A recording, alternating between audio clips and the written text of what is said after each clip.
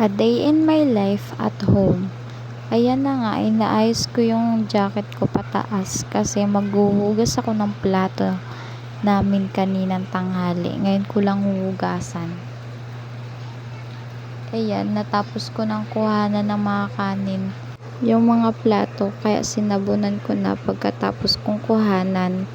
Tapos ko na rin sabunan yung mga plato. Pagkatapos kong sinabunan yung mga plato, binanlawan ko na agad ng isang banlaw. Pagkatapos, nilinis ko muna yung nilagyan ng mga plato para malinis siya pag nilagay ulit yung mga plato na binanlawan na. Ayan, binanlawan ko na siya ng pangalawang banlaw.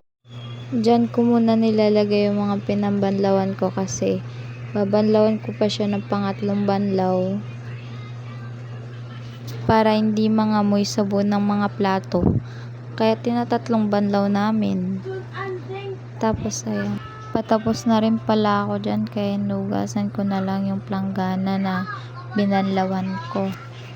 Pagkatapos ko pagbanlaw ng planggana is pinanlawan ko na ng pangatlo, inugasan ko muna yung tinatauban ng mga plato.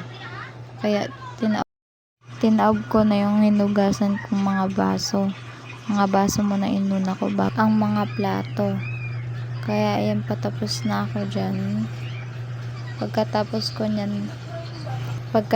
ko itaob yung mga plato, nilinis ko naman yung lababo kasi may mga sabon-sabon pa. Kaya pagkatapos pala nun, ninugasan ko na yung rice cooker kasi magsasaing ako dyan. Pagkatapos ko pala maghugas niya, nilagyan ko na ng bigas.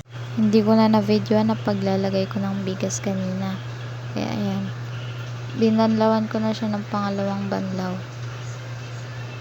Tapos nilagyan ko na rin pala ng tubig yan, di ko na napakita. Kaya ayan, pinunasan ko na. Katapos ko yung pinunasan, nilagay ko na sa rice cooker, tapos sinaksak ko na.